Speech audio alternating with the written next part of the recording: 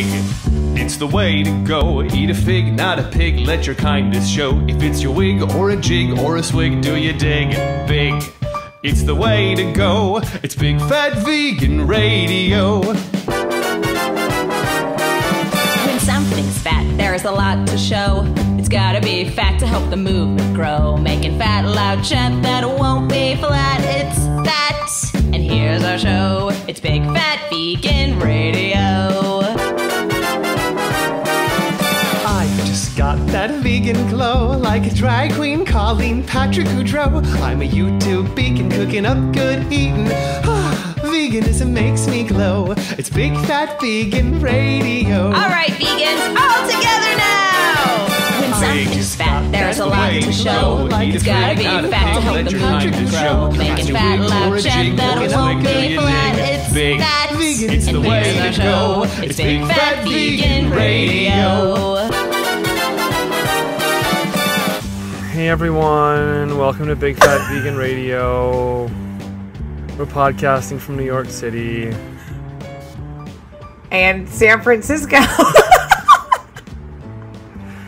To discuss veganism in all of its glory. I'm here with Laura Yaz, vegan writer and entertainment know-it-all. And I'm here with Honey LeBlanc, Sweat Blanket, and Sad Sap. You can check us out on Twitter, Facebook, and YouTube by searching for Big Fat Vegan Radio.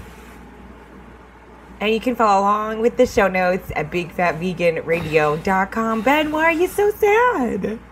I don't feel well. Because you're sick. I'm not. Yeah, I've been sick for like almost 2 weeks now.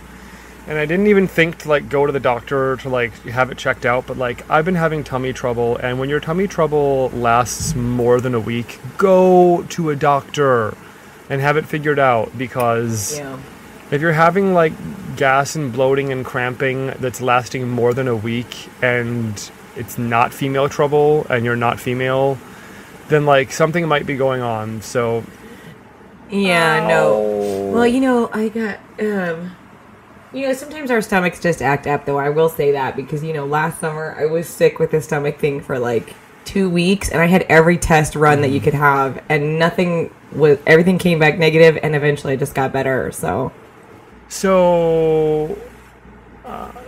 hi Laura, what did you have for dinner last night? Oh, what a great episode this is going to be. This is going to be fantastic. This is not only going to be a great episode, this is officially Laura's birthday episode. It's true. So happy birthday, Laura. Thank you very much. Yeah, I'm sorry that I'm not feeling better for your birthday. You're sorry that you're ruining my birthday episode? It's okay. I'm sorry that my stomach is ruining your birthday episode. I'm also sorry to our listeners for the background noise. Normally, I cut off the fan and the air conditioner, but as awful as I'm feeling, I just need my air conditioner and my fan on right now. So you'll just have to deal with a little extra background noise. He's sick, everyone. I'm sick. I'm so sick. The only thing that could possibly upstage my birthday. Yeah. Ben being just sick. Only me and my possible stomach infection that I'm not sure yet if I have, but we'll find out Ruining my tomorrow. birthday. Ruining your birthday and birthdays across America. That's true. There are other people born this fine day. Anything fun or noteworthy that you had for dinner last night? Nope. I had a salad and some rice. A salad and some Pretty rice. boring. Okay. I did have that Organicville ranch dressing on my salad. I really like the Organicville dressings. I will say they're some of my favorite vegan dressings. I just get them at Whole Foods. They make Thousand Island. They make a lot. I can one-up you in boringness. I had nothing. You know what I had for dinner last night? I had 16 hours of sleep last night. That's what I had for dinner. All right, well, sticky pants. Yeah. No, 15 hours of sleep. I had 15 hours of sleep last night. Well, I am jealous of that. I don't remember the last time I slept for more than 6 hours. Yeah. Oh, this was like kind of out of necessity. No, I know. I'm just saying I don't even... My body doesn't even do it anymore unless I'm sick or something. Yeah. My body won't even do it for me. I won't lie, it was pretty delicious. I really want to sleep for like 12 hours, but my body's like, what are you talking about? No. Yeah. Get up. We got kids to watch, Feed things the kids. to do. Yeah, I know. Yeah. It's horrible. Well, I don't want to bore our listeners with stories about how sick I am. You already but have. We probably will. It's too late. I'm sure. Let's see if we can get them back at all. We do have some lovely hisses and purrs today. I think we're probably going to aim to make this a shorter episode just since I'm not feeling so good. And I have birthdaying to do. And Laura has some birthdaying to do. She's got to go live it up. That's right. That's right. So don't worry, I won't feel that you're living it up as mocking me in my weakened state at all. It's not. It's my birthday. You go. Am I supposed to You go stay enjoy home your on my birthday because you're not well? Mm. We're not I'm even in just the kidding. same city. I'm just kidding. I know. City? Hell, we're not even in the same coast. It's true. We're not even in the same time zone. Someone out there is listening to us for their first ever episode. They're like, maybe I'll check out Big Fat Vegan Radio. It's supposed to be And they're like, great. yeah. I just don't get what the buzz is about. They're, What are they talking really about? boring. That one guy is really Whiny. low key. So Like, he's just whiny. whiny and low energy. And that other That girl girl's is just self-obsessed. me.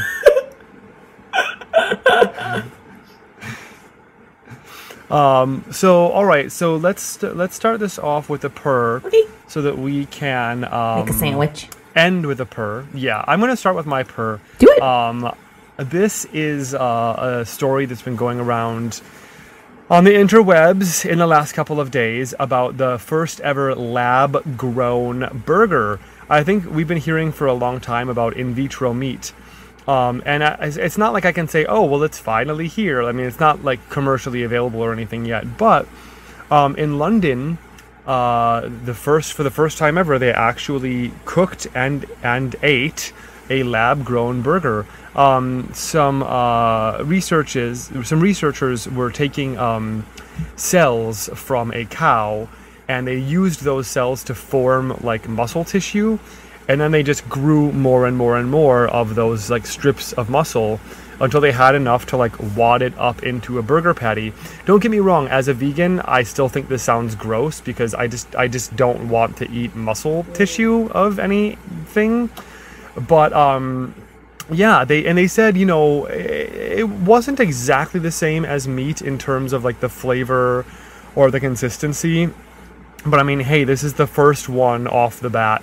And I know, Laura, we had someone recently write into the show asking what we thought of the whole idea of in vitro meat. And I have to say, as a vegan, am I for it, against it? I'm absolutely for it. You bet your butt, I'm totally for it.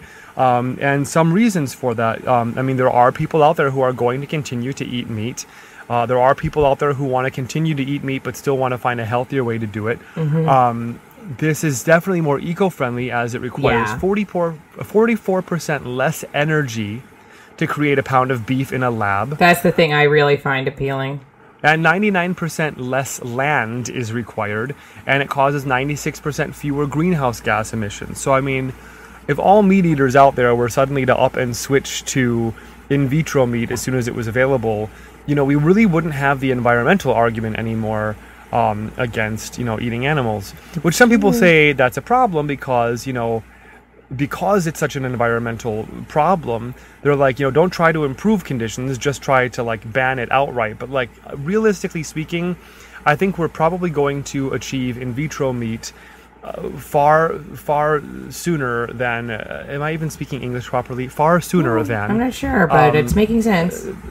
Yeah, but we're gonna get that, I think, much quicker than we get total abolition of all uses of animals. So I mean, this could also greatly reduce a lot of animal suffering in the meantime. So I'm absolutely for it. Interesting. Yeah, no, it's funny. I'm also totally for it. I think it's great. You know, it's kind of like the concept of, I understand where people are coming from because originally the cells did come from an animal, so that's the concern. But it's sort of like the argument of like, you know, those contacts that I found, like they're the only contacts that don't do any animal testing. All those ingredients that they use in those contacts ultimately were at some point tested on animals, but this company that you're giving your money to doesn't test on animals, and they're committed to creating contacts without animal testing, right? So I do want to support that. It's just, this is the same thing, because these people are, to create lab-grown meat is to create a way where you don't have to kill the animal to make the meat, and so I am in favor of it. I have to say that I am a little bit with you in the place where I'm like, but would I eat it? I don't know. I would try it probably. I don't think I think that I might try it. Just, I would try it too, but I don't know how much I would eat it because it kind of grosses me out now. of trying it. Even the thought of trying it, I'm looking at this picture right here of a lab-grown burger, whether it's actually the picture of the burger itself or just a stock photo of a burger, and the thought of putting that thing in my mouth does not even appeal to me. It really doesn't. Yeah, it's interesting. I mean, there's been a lot of buzz about this over the past few months because it's been building up as they've been developing the technology, and it's exciting that it's getting done. Of course, it's still very expensive, and it certainly no one's going to have access to it for a while, but I know Ingrid Newkirk over at PETA, she ate some in vitro meat and wrote about it. So that's definitely an interesting piece to read. I mean, I would eat it too, but it is, you know what, it's like, it's a great response to what you said about the environment. I mean, yeah, nobody's not in favor of that. And I am curious about the taste differences. I mean, I guess there must be taste differences, but I'm sure ultimately it can't be that different, right? I don't know. I mean, apparently the people who did a taste test, they said that it wasn't quite as juicy, and the mouthfeel, like the texture of it, wasn't exactly the same. Well, I mean, there's no like... But, it's... I think it's going to be a lot harder to convince people who are going from eating a cow-based burger one day to eating in vitro meat the next day because you had that basis of comparison. I mean, for me, if it's been so long since I've eaten an animal that you give me a darn good veggie burger, I'm like, oh, this is pretty much what a burger tastes like, right? After a while, you kind of forget. So I think when some people are doing a taste test back and forth, they might be a bit pickier about the taste and the consistency. But, also, I mean, there is the issue where people are like, yeah, but you still have to use an animal to culture the cells from. I mean, originally, because then once they have them, they don't have to do it again. So it's just originally. It's not like ongoing. I don't think they have to do. I don't think they have to do it again. At least not for a very, very long time. Well, that's what I read. I read that just originally they build the cells from an animal, but then after that they can just reproduce in house. So it would be self-sustaining.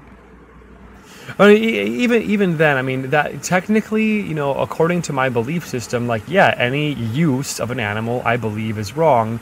But I mean, if they don't do this, they're going to kill how many cows, So I mean, I am in favor of this as a sort of stepping stone. It's interesting technology because obviously animals are dying all day, every day for our food already. So for them to take some of that's already happening and to use that to build this technology, I just don't feel as upset about that.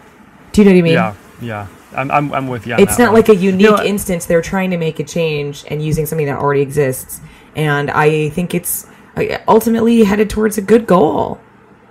And it's just not a black and white world that we live in, I think this is a really lovely shade of gray. And I'm in support of it. Oh, nice. So in vitro meat is definitely making me purr.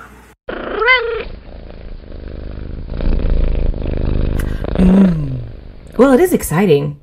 It feels very futuristic, doesn't it? Not to mention for the cat or dog parent who wants to be able to feed their animal meat, but they feel conflicted about having to take another life to feed their cat. Oh, this could be a wonderful breakthrough for pet food. Mm-hmm. What a great point. That hadn't occurred to me. Yeah, it just occurred to me this second. So Laura, let's have a hiss. Oh, you'd like my hiss? Okay. Well, I actually saw this ad when I went to go see Blackfish, which I know you're going to talk about more later in the show. I went to go see Blackfish in the theater, a screening, and there was this ad before the film, and I found it really hypocritical. It really bugged me. So it's Dawn Saves Wildlife. And anyway, so the Googling or whatever, the little bit of research I did after this made me realize that this has sort of been an ongoing ad campaign for Dawn Soap. Dawn Soap is what I'm talking about. And it's interesting. It's been going on for years. So basically, whenever there's an oil spill or something, Dawn is what's primarily used to help clean the animals off, because I guess it works really well cutting through oil. So, you know, it's like this really like happy little video where it's like Dawn saves wildlife and Rob Lowe's like save the animals. And, you know, what I remember thinking when I was watching it, I was like, they test on animals.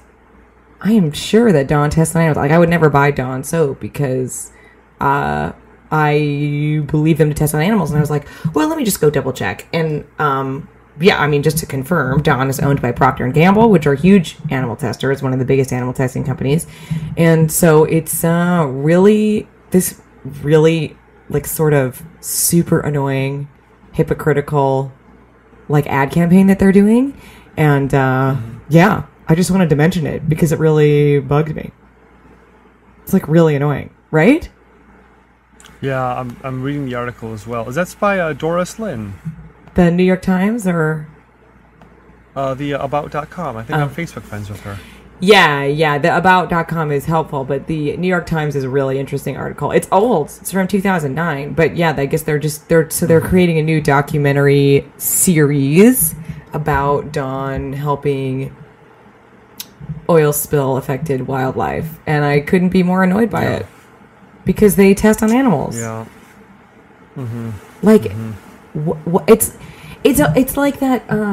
I'm sure you saw those Dove commercials where they're like trying to act like they care, like they're trying to support positive body image with women, but they're not. Like in the ad where they're saying they're doing it, they're promoting negative body image.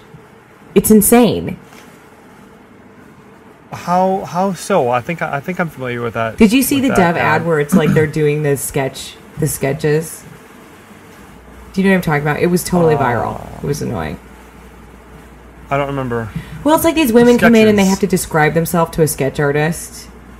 And then somebody else who met them comes in and describes them to the sketch artist. And you see the two different sketches. So it's like how you see yourself and how the world sees you.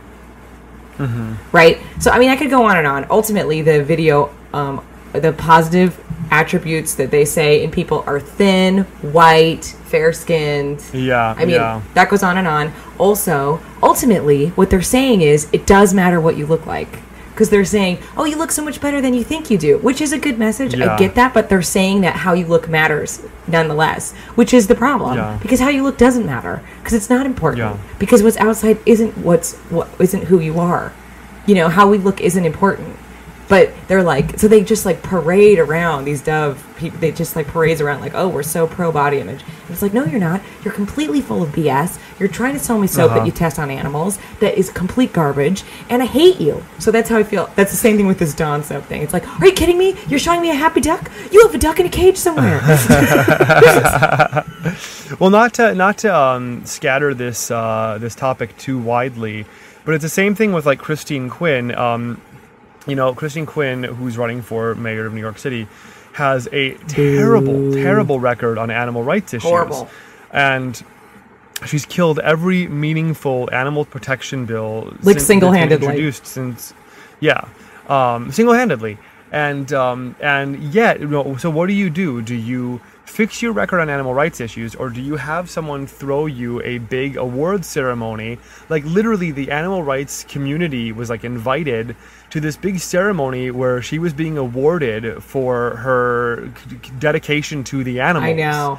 And this is because of two like fake bills that she basically fast-tracked through the city council.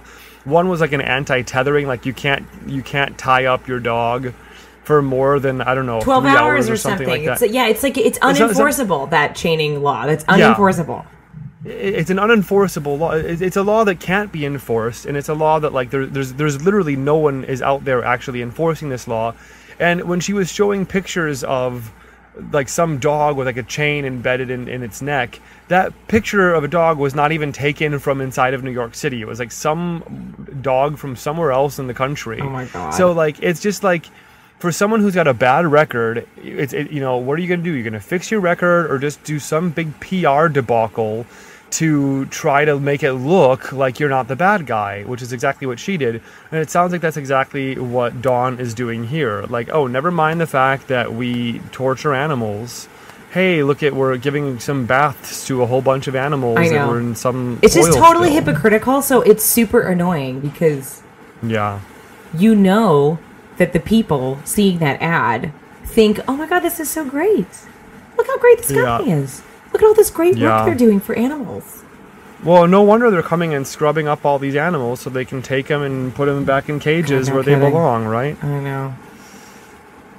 So Dawn... Yeah, look, you're making me roll my eyes really hard, and you're making me hiss. Well, I would like to hiss as well on behalf of the animals. Yes, Laura mentioned that I recently saw the movie Blackfish. I saw it Michael too. Heron Yay! Michael Heron invited me to see it, and honestly, until he mentioned it, I hadn't heard of the movie. You know, if you'd asked me before I saw the movie Blackfish what I thought of SeaWorld, I would say, oh, well, they're completely unnecessary. I would have been as opposed to SeaWorld as I was to any zoo. But, and I'm not trying to say zoos are good and SeaWorld is bad. I think they're both bad, but I didn't realize just how bad SeaWorld is. Yeah, the extent of it is pretty mind-boggling. Yeah, if the movie Blackfish is coming anywhere near you, please do yourself a favor and go and see it and bring a friend. You can check out blackfishmovie.com for the screenings. Excellent. I mean, just the short of it. I mean, these animals. Let's just to start. These orcas are captured in the wilds. I mean, basically, they're taking these happy baby and they only capture the babies because they'll live longer and they also cost less money to ship. But like they basically go after schools of orcas and like they kidnap the babies from their families. And they ship them to some park, and these orcas normally swim like hundreds of miles in one day, and they put them in basically these big swimming pools. 2/3 of their day is spent in basically what is for the whale. It is the equivalent of basically a bathtub, which is what they lock them down in for sleep. So I mean, 2/3 of their lives they're basically immobilized in a bathtub and then forced to perform tricks and everything. And there have just been countless attacks of the whales on other whales, and trainers getting killed and attacked, and time again, when these incidences, I'm sorry, it's not that I'm not feeling well, I'm also not able to talk today apparently, but when these things surface, time and time again, SeaWorld, they mobilize their huge legal team, and they basically just deny any knowledge that this is happening. They actually told OSHA, what does OSHA stand for? Something safety, it's hazardous, safety in the whatever. Workplace. I don't know the OSHA acronym. for safety in the workplace. But they basically told OSHA outright, nope, we do not think the trainers have a dangerous job. Yeah. And I mean they're Working with they're killer whales. Yeah, working with killer whales. Not dangerous. And at every turn, they are just putting their own best interests above the health of the whales, above the safety of their workers. It's just really disgusting. I mean, if you and this article that we'll post in the show notes is talking about, of course, SeaWorld did not comment on the movie. They did not. They did when it came out for the movie. What's that? They have now. Oh, they've commented on the movie? Yeah, and it's ridiculous. What do you know what they said? Yeah, that you can read the whole statement on Blackfish, and Blackfish responds to everything SeaWorld says. It's the same. It's the same stuff they always say. Yeah.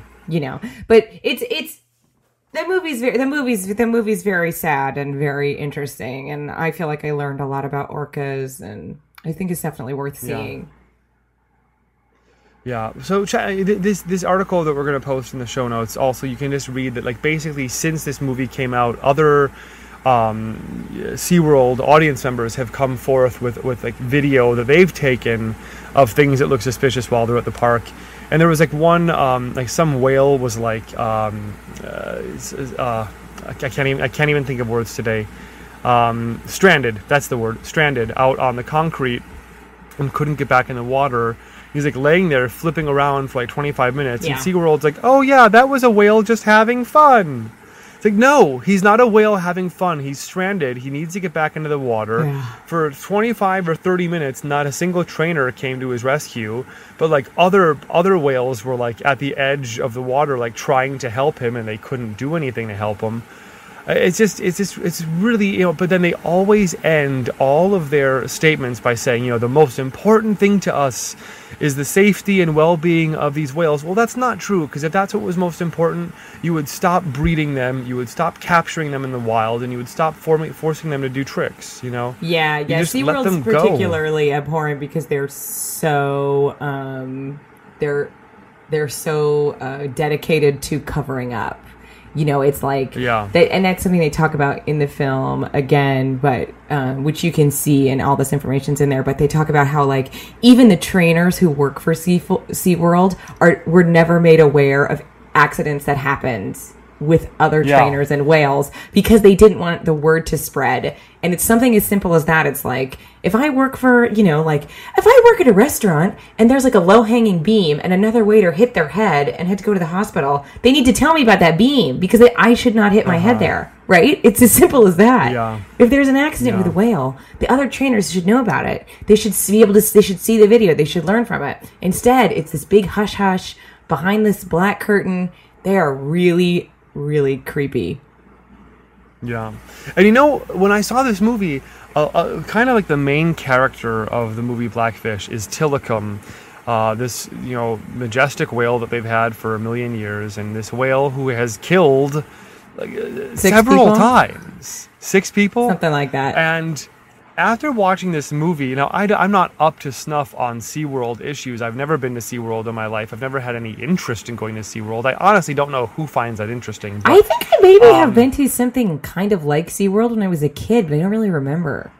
But I think I've been to something along those lines. I've taken a bath before, but that's pretty much it. I think I've been someplace where there were whales and dolphins. I don't remember, but I think so. After seeing this movie, I was like, but Tilikum's not there anymore, right? Like, they fixed this, right? They let Tilikum go. No! Tilikum is still very much there, still doing tricks, still performing. Not really performing anymore. He's kept in isolation. They talk about that at the end of the movie. Well, he's kept in isolation, but he still makes like an appearance every day. Well, and then the craziest thing though is that they still use his sperm to breed. Oh my God, that's right. Even though he's an aggressive whale that they've had more problems with than like any other whale, they continue to use him to breed because it's cheaper than going out and getting whales from the ocean. So they just use him as a breeder now. Isn't it insane? Yeah. They breed their most aggressive whale. You're going to have like Franken whales at this place pretty soon. Wow. I don't blame any of them. Let them go. So check out the movie Blackfish. Spread the word to your friends. I think it's a really important message to get out there. Yeah, and it's a really easy thing for people to get behind. Even like the people who are the furthest from veganism are usually like, you know what, that is wrong. We shouldn't have whales in a pool. Yeah, but I think people who go to see this movie, it might be an entry point for them to see this film and start to realize like, oh yeah, it's pretty messed up what we do to animals, isn't it? Yeah. If they can just see this example of like, here is man asserting his will over the animals. Yeah, I felt that way. There were a bunch of girls in the bathroom after I saw it. Young girls, maybe early 20s, maybe even younger. They were all crying in the bathroom after the movie, and I thought, well, I bet none of these girls are even vegetarian. Yeah. But how fascinating that they're so impacted. And they were particularly talking about taking the babies away from the moms, because that is so upsetting. To see that. But that's involved in just about every stage of every aspect of food agriculture. production. They take babies away from moms. Yeah. It's the same thing. So it's really, you're right. It's a stepping stone. It's good. I think it's just one more thing to help people connect the dots. SeaWorld, you are making me hiss. And also Blackfish, the movie, you're making us purr. Oh, absolutely. Great movie. Laura, take us out with the purr. Okay, sure. I almost forgot. So, I'm sure everybody saw this on the social media already, but Costa Rica is closing all of their zoos. Yay! Woo-hoo! Go Costa Rica! All right. So that is awesome. I guess technically, You can read about it more for the information. I guess technically it's just any zoos connected to the government that are being closed. So if there was any like totally privately funded zoo, I guess they could stay open, but I think that's unlikely.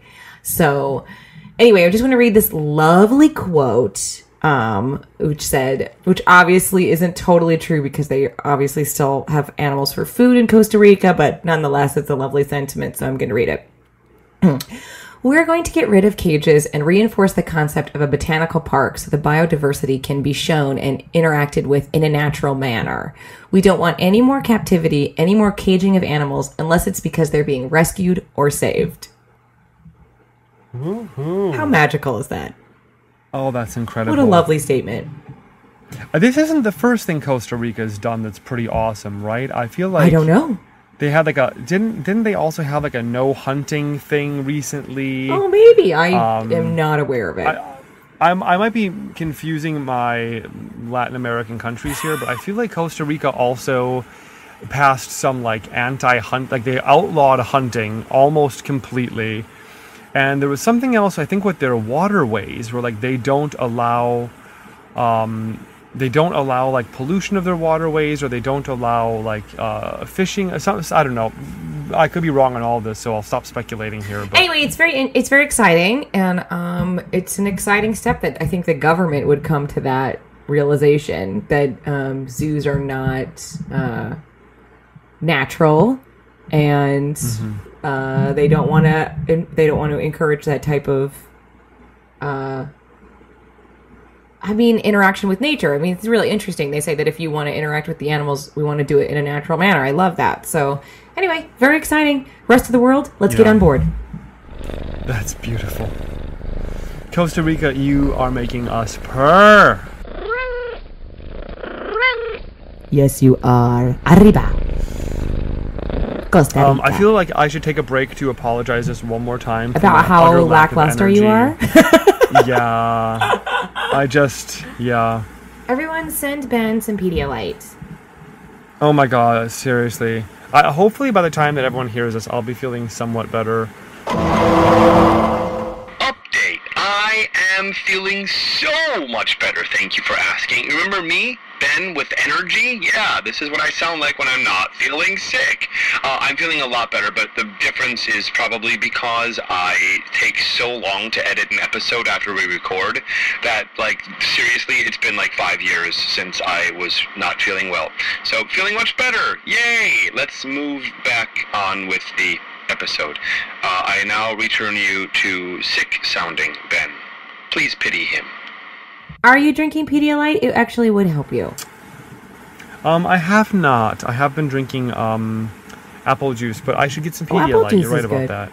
Apple juice is good, but anything with electrolytes is going to help you a lot. And Pedialyte's good because it's made for babies, so, I am going to get some Pedialyte right after we record this. You could also probably Google. There's definitely homemade Pedialyte recipes that you could make at home. It's just like sugar and salt and water, and it's probably going to taste better. Ah, interesting. But you could also get the popsicles. I like the Pedialyte popsicles. I may just go to the store and just get some. Go to the store then. I will. You poor, sad drag queen. I know. I just do not like not feeling well. I don't think anyone's really into it. Like, oh, you know what I really get into? I get into feeling ill. But, like, I started feeling bad about maybe, I guess, 12 days ago. I think it's been 12 days ago I started feeling really just not well.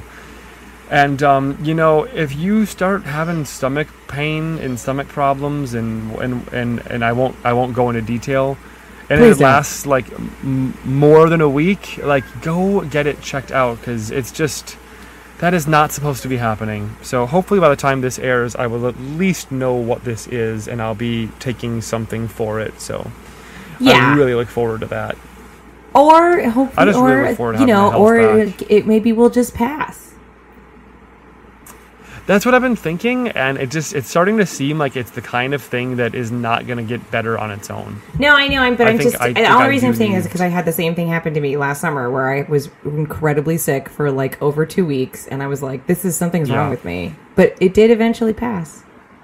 Yeah, well, we were talking about, Excuse me. The doctor was talking about some kind of an antibiotic, which I really hate to go on antibiotics, but I think in this case, Well, yeah, but if you I'm have just gonna have to. if you have an infection, you have to take them. I mean, I hate antibiotics too. Yeah. And my doctor is actually really stingy with them. He like never gives them out. He's always making me try all these like natural things first. I had this horrible sinus infection after I had RSV, and he was like making me like do all this like saltwater flush stuff with my nose. He wouldn't give me antibiotics, and then finally he was like, he gave them to me. But yeah. Yeah, apparently there has been like a cryptosporidium outbreak recently, and some other thing like there is something going around apparently, which is kind of like this. So that's why he thinks I might have it. So yeah. Oh, interesting. But I sort of lost you there for a little while. Now, Like I saw your mouth moving, but I didn't hear anything. Oh, same thing with you. Yeah. Really? Speaking of cryptosporidium, why don't we talk about some big fat vegan food? Sure, no problem. That exchange was really funny. I can't wait to hear it on the show because I don't know what you said, and I don't think you know what I said. Oh no, what did you say? No, oh wait, I want to hear it on the show. I want to hear it on the show. We're not going to recap right now. Okay. Okay. All right. Okay, yeah, sure. So, I don't have much to talk about, but I just wanted to mention that, in the Bay Area, they've had that Chipotle. Chipotle's had their tofu option available in all the Bay Area stores, and apparently it's been popular enough. It's going nationwide. So, yay! Yay! Yay! Yeah, they had that here for a while. Apparently, the Chipotle in Chelsea, which for the non-New Yorkers, you're incorrect. That's like no. What? They had the Gardein at that Chipotle. Okay. They've never this tried is something this different. in New York. This was only tried out here. They had the Gardein for a while they've had. Yeah, for a while they had a vegan option available at that particular Chipotle, but then that Chipotle in Chelsea is a test kitchen, so they'll try things out there, and then they'll either move on or they'll cancel them. But I used to work. That's right by where I used to work in New York. That Chipotle, so I used to go there. And that Gardein, it was actually pretty good, but it was too spicy. It was really hot, so you had to like be in the mood for it. And you had to like spicy ththings, which not everybody does. But it was good. It was like Gardein chicken, and it was just in like a spicy tomato sauce. But yeah, that was. I mean, it never. And then one day it was like suddenly gone. I don't remember I think they called it the Garden Blend. Anyway, it's totally irrelevant. So they've made this shredded tofu stuff called stuff. It's really good. It's called sofritas, and it's fantastic. I mean, I can't say enough good things about it. It's totally delicious. And it doesn't look like tofu or seem like tofu in any way. I think that's one of the best things about it. The way it looks, it just like blends right in with all of the way the meats look in their little little part of the kitchen. Do you know what I mean? It doesn't look weird in any way. Yeah. And it actually looks great. It looks delicious the way it looks. And I always see people being like, what's that? I want to try that. And then, the person's always like, oh, it's the sofritas. It's our new tofu. And then 9 times out of 10, they're like, oh, it's tofu. Oh, I don't want that. But. Like, oh, ew, tofu. No thanks. But it is very, very as much good. as I like tofu, there's even a part of me that thinks, oh, it's tofu based, because I'm so used to like non-vegans just messing up tofu. They just can't get it right. Yeah, it's funny because it's very good. It's very, very good. I think it's because it's shredded. Anyway, it's so true. I mean, most places just totally mess up tofu, but this is great. They have done a great job with it. It's delicious. And it's seasoned really... I can't wait for that to catch on. Yeah, it's seasoned really well. Well, it's going nationwide, so, I mean, it's like you'll be able to get it. So just keep your eyes peeled. And I have to say, I've been, there's a Chipotle here in town. I'm not like a huge regular, but I go once in a blue. And the last time I was there, I got the sofritas, and then the manager's like, you like the sofritas? And I was like, I love it. He gave me a coupon. He's like, here, have the next one's on me. Oh, how nice. I know. So they're really promoting it. They're really excited about it. So go Chipotle. Yeah, go to Chipotle and ask if they have the vegan sofritas yet. And if they don't, just tell them, hey, I'm vegan and I really look forward to you guys adding this to your menu. Yeah. Or be like, do you know when we're going to get it? Because apparently it's going everywhere, so you should get it. I don't think it's necessarily going to be every single Chipotle, is it? Really? I don't know. Going nationwide to me sounds like it's going to become part of the general lineup. I noticed in this article, I think it said it's going to 1,450 Chipotles. I don't know if that's the number of Chipotles we have in the country, or if that's... Oh, well, it's probably just getting started now. I mean, they're probably just getting it started. Yeah. Also, dudes and dudettes listening to Big Fat Vegan Radio. Yeah. Encourage your friends to try it when you're at Chipotle, because I know Chipotle is one of the best places to take your omnivorous friends or to go with omnivorous friends. Encourage them to taste it because it's so good, and then they'll want to try it, and then they'll want to get it because it's delicious. Definitely. And it's like definitely way better for you. Even long before I was vegan or vegetarian, I was always very interested in vegan meats and stuff like that. Just anything that was like anything that like mimicked animal-based foods but without using animals. I don't know why, but I always thought that was like the coolest thing. I remember this restaurant in Milwaukee, Beans and Barley, they had the B&B burger, and it was like a tofu-based burger.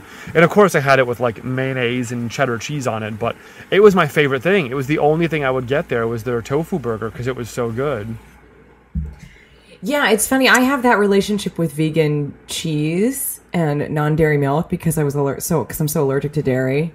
I have that same thing. Mm-hmm. I was always, if vegan cheese was an option, I always got it. I mean, it was like, yeah. So I was always obsessed with everything non-dairy. Well, I would like to give a little shout out to a restaurant in my neck of the woods. I'm pretty excited to hear this. Yeah, everyone has probably heard me say so many things about the Ellington, that restaurant that opened Have you? at 106 in Amsterdam. I can't recall. I may have mentioned it a few times. You know, I'm almost feel badly now about how impatient and testy I was with them. Because, I mean, for some background, in case you're wondering, they announced plans to open on their Facebook page before they opened. They were like, hey, we're a new restaurant opening up in your neighborhood. What does everyone want to see on the menu? And I got like 5 or 6 friends to all be like, we want vegan options. And then they were like, great, cool. We hear that you want vegan options. And then like, I don't know, 4, 5, 6 months went by, nothing. Well, finally, a couple of weeks ago, I got a message from the manager saying, hey, we're trying out a special tonight. Not something on the regular menu, but they were doing eggplant tacos. Now, that doesn't sound terribly appetizing to me, but it actually was really good. But I love eggplant. Well, first, I hate eggplant, to be honest. I really hate eggplant. But I went with my friend Vito, and we tried them out. And now, I wouldn't call it a taco because the eggplant it wasn't like tacos with eggplant inside of them. It was eggplant used as like the paper for the taco. It was like eggplant used as like a soft taco. But they weren't even like tacos. They were sort of like rolled up. They were almost like mini little burritos. Like a rollatini? I really wouldn't have called them tacos. And they had like a rice inside. On the inside was just like some rice and vegetables. It wasn't the most flavorful thing I've had in the world, but it really wasn't like a taco bad. At all.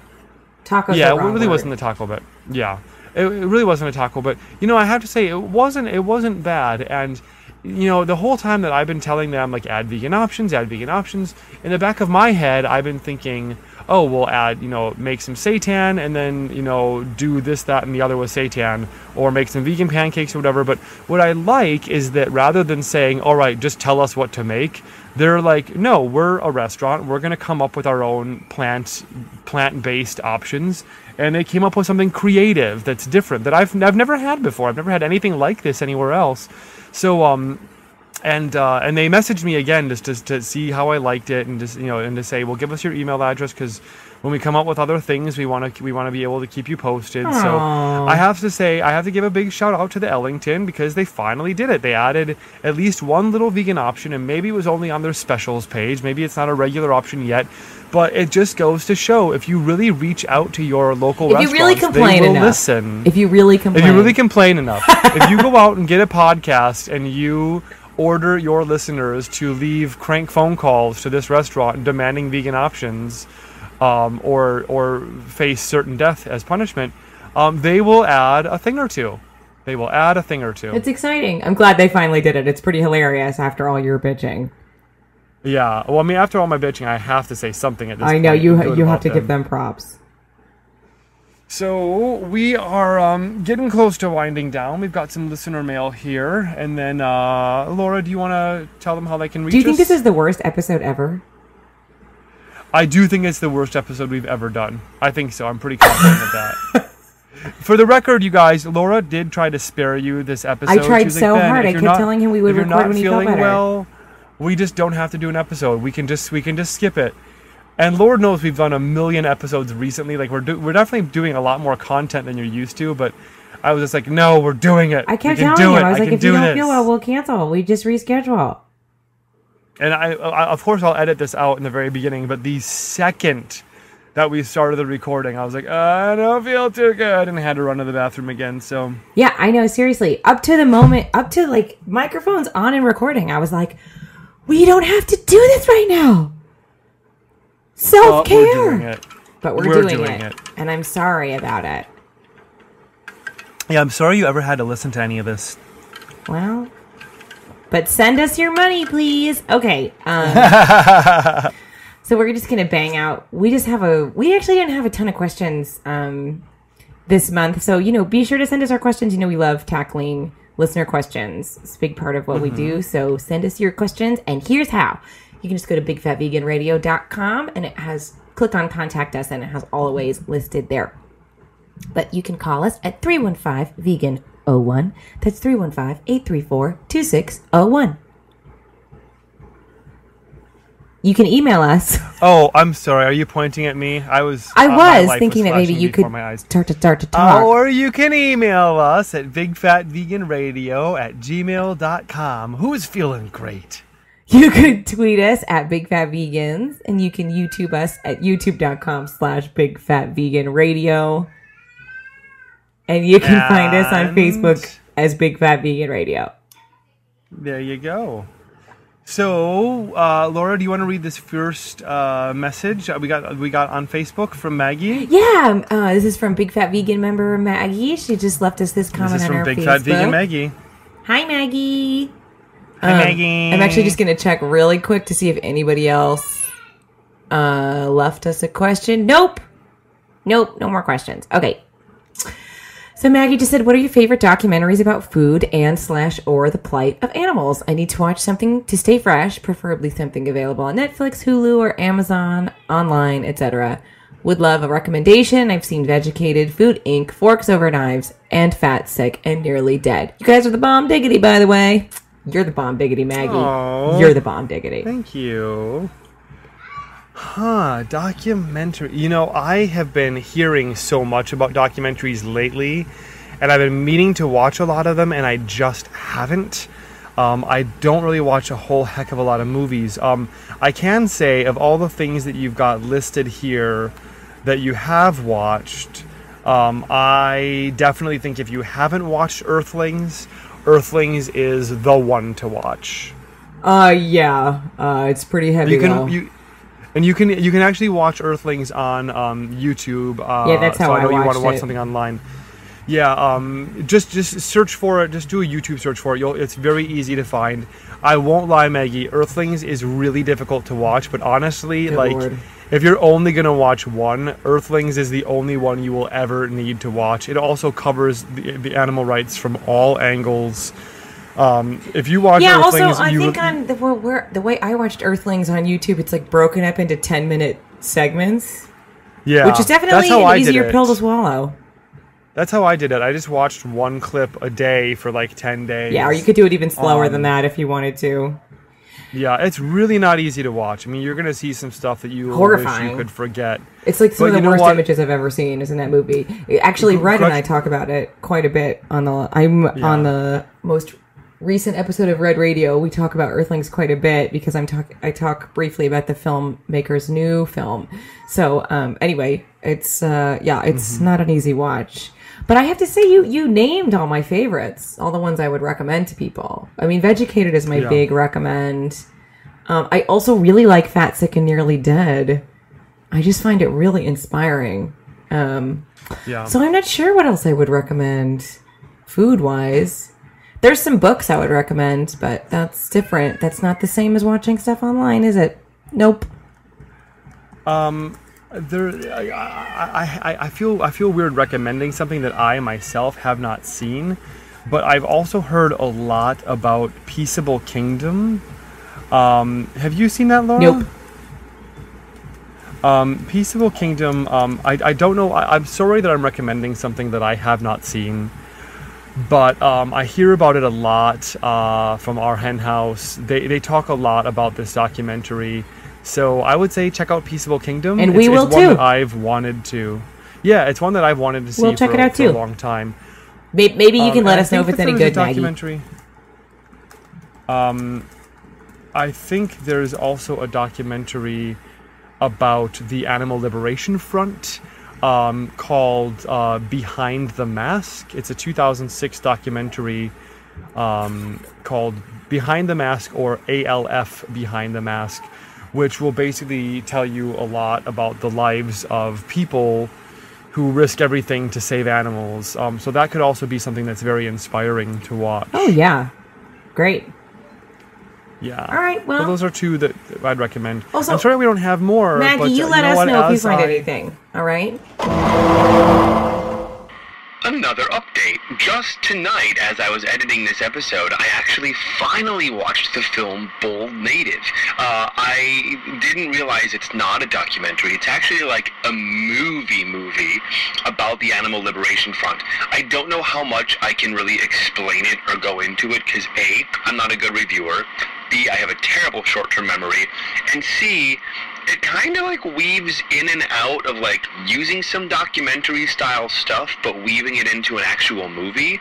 Like a lot of footage and stuff that I've seen before made appearances in this movie, and it was so expertly done. I don't know much about how this movie was made, and I kind of want to look into that, but it feels like someone out there was like, I want to get this vegan message across. How do I get a mainstream audience to sit through a movie where they're going to learn about animal rights, they're going to learn about the issues facing the animals today, and how do I make this audience question their beliefs and have a change of heart during a movie, using characters to affect that change, keeping it light in parts where it needs to stay light, keeping it suspenseful and action movie-y in parts where it has to be action movie-y.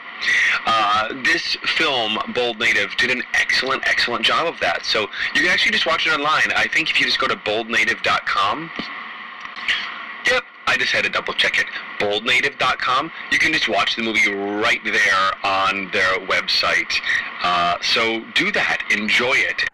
Yeah, and also people who are listening, if you have any favorites, please post those on our Facebook page, so that we can share those with Maggie as well. And yeah, this is just a big reminder to me. Like, there's a lot of movies that I keep telling myself, oh, I have to see that, I'm going to go and see that. And then I never get around to it, because I just don't watch a lot of movies. So I'm going to start doing that more. That'll be my resolution for 2011. Sounds good to me. 2011? I know it's 2000. Yeah, I know it's 2013 already, but I'm just that far behind on my resolutions. So. Oh, so you're playing catch up. Yeah, my 2010 resolution was to start filing all my receipts and expenses to make it easier to file my taxes, and I still have the accordion file that I bought for 2010, and then I never opened it. So I'm like 3 years behind on that resolution. It's pretty funny. It's pretty funny, dude. So That's it? I think That's all we that's it. That is our episode for you guys today. Oh, thank God. You guys as were always, just probably we being would- tortured. After this, I am going right back to bed. I'm so sorry. After 16 hours of sleep last night, I need at least another 2-hour nap. But if you guys want to help me feel better faster, then you can help doing that by becoming a member. If you go to bigfatveganradio.com and just click on support us, or we created a tiny URL. If you go to tinyurl.com/BFVR support, that will show you a lot of different ways that you can support what we do, including some ways that don't even cost money. Yeah! And I'm pointing at Laura, so this Oh, can take okay. the next one. Guys, you can always follow us on Twitter and Instagram. You can follow Ben at HoneyLeBronx and me at Lara Yaz. You can also check out both of us on YouTube. My YouTube channel is youtube.com/Lara Yaz, where you can watch 3 minutes about a movie. And also my unboxing videos. And then you can check out Honey LeBronx Vegan Drag Queen Cooking Show at thevegandragqueen.com. Also, there is a multitude of unboxing videos that Ben does. Enjoy. Yeah, I always post my unboxing videos right on the Big Fat Vegan Radio Oh, YouTube, do you? so you can just check those out there. Yeah, I just post them right there. I do mine on my Vegan channel. Drag Queen, we are hoping to do some more episodes in the coming weeks. I'm just waiting for the kitchen to be remodeled after some water damage. So hopefully once the kitchen is back in working order, we'll have some more episodes coming your way. And as always, thank you guys. The orders are still coming in like hotcakes for Honey LeBronx's medieval oil. So you can learn more about that at medievaloil.com. That's MEDIEVAL oil.com. And I would say if you are suffering from some kind of stomach flu or stomach infection or otherwise, take several drops of medieval oil orally and just ingest it, because that stuff has cinnamon oil in it, which is really good if you have anything. It is wrong good for with an your upset stomach. tummy. It's true. Yeah. So we have a very, very exciting musical guest for you guys. We have been looking forward to playing this song for a long time. Big Fat Vegan friend Michael Heron, and now Big Fat Vegan member. Thank you, Michael. Did you notice he's a member now? What My a sweet God. pie. Thank you, Michael. He has just released his new amazing single, Go. I don't even know what to say about it. I mean, he debuted this piece in a live performance piece that he did here in New York City at Judson Memorial Church, and it's just such a moving piece. Is it appropriate, you think, to say what the piece is about? Yeah, or of just leave it course. He's to open about it. It's interpretation? not like it's a secret. Basically, Michael lost his mom about a year ago, and after a month of moving in with her to take care of her and help her pass, essentially. And the song is just sort of I'm getting emotional even thinking about it. Oh, The song is just his letting her go, and his invitation to hey, I'll see you again on the other side. and he did release it on the 1-year anniversary of her death. So yeah, it's really beautiful, and we're excited to play it for you guys. Also, we really love to feature vegan artists in our musical slot. I don't know if you guys have noticed, but we have exclusively done that. We've only had vegan musical guests. So we would love to keep that. Only vegans. We would love to keep that up. So any musicians out there or any artists, send us your stuff. We would love to have you on the show. Absolutely. Although Michael Heron, he's no longer vegan. Did you know this? Stop it. I'm just kidding. Ha ha ha. You're so funny. Oh, I can't afford to laugh. It hurts too much. That wasn't a good joke, So, everyone. Michael- I apologize. Ben's ill. It wasn't even funny. It wasn't even remotely funny. Speaking of Michael Heron, let's thank him for writing our incredibly catchy and wonderful theme song. And also special thanks to my high school friend, Kelly Huffine, for our beautiful character designs and logo. You can check out Michael Heron's work at michaelheron.com. And Kelly Huffine is at kelly42fox.deviantart.com. As always, we need to thank our official sponsor, Sunshine Villa. We love you, Sunshine. Sunshine! She brought you this episode. She brought you this episode, and she and I and her husband are all meeting tomorrow for lunch while they are in New York City. Oh, well, tell her I said hi.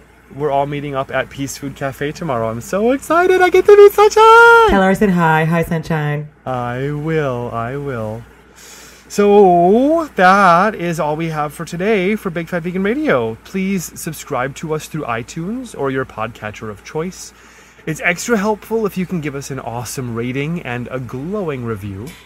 And be sure to let us know what you thought of this episode on our Facebook page. Send us a tweet, leave us a voicemail, or leave us a comment at Big Fat Vegan Radio. We'd love to hear from you. Thanks, Ben. Thank you, Laura, and happy birthday. Oh, thanks, Ben. I hope you feel better soon. Here's hoping. You poor sick monkey. You know what we were supposed to do before we closed the episode? What? Oh, something small, but something I promised the listeners that we would do. Go vegan! A separate page is the same page with a different point of view. Isn't this the reason for what we're going through? We live a little and love some more, and then we die. Here we are again, love. What am I? What am I?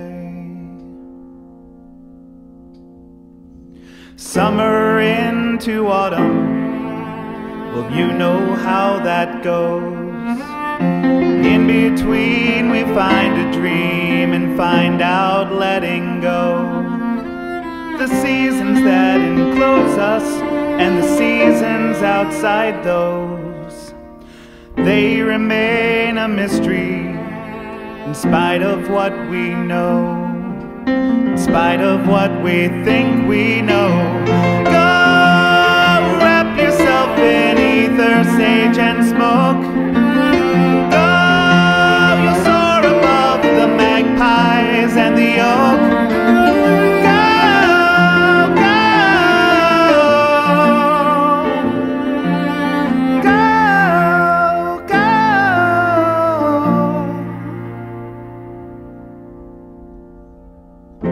Keep you in my winter, my summer and my spring. I'll stay here and remember when you were here with me. I'll live a little and love some more, and then I'll die. Here we are again, love. What am I? What am I?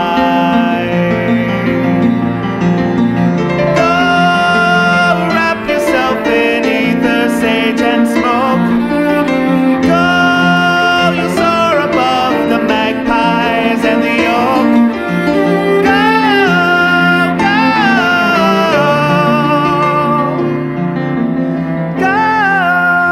go.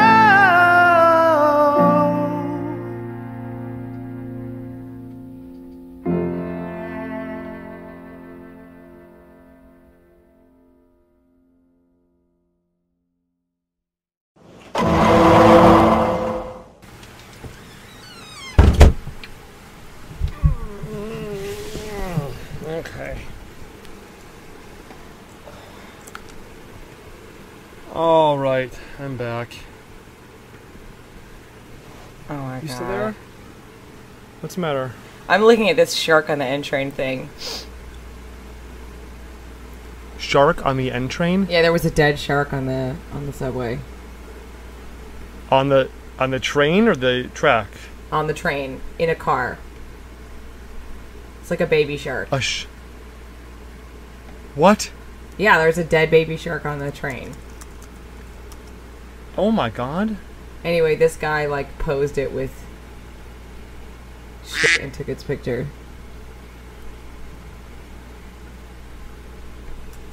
Maybe it was part of the Sharknado. I don't know what Sharknado is. I'm out of it. By the way, I didn't pause. Did you want me to pause? No, I didn't pause either. We can't pause because if we pause, then we're not in sync anymore. Okay, cool. Yeah, you can look at. I mean, whatever. The shark thing is whatever. Crazy shit. New York City. Oh right? my god! Did you find it? Oh my god! Yeah. I know it's like a little baby. Oh my god, that's terrible. Yeah, it's no good. Let's try to get through this recording quick because my stomach is really starting to turn on me. Do you want to just not do it? We can do it. We can do it. It'll just be a short one. All right.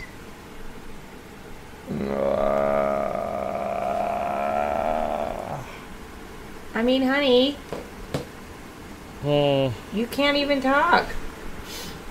I can't. It's just every now and then a big like wave of gas pain happens, and I just gotta ride it out. Well, I'll just edit that out if it's a problem. I just don't know that you eat. All right, whatever. Self-care, buddy. I know. You're not very good I think we at can it. make this a quick one. You're not very We can good make at- this a quick one. All right. I know. I'm getting all You right. suck at taking care of yourself.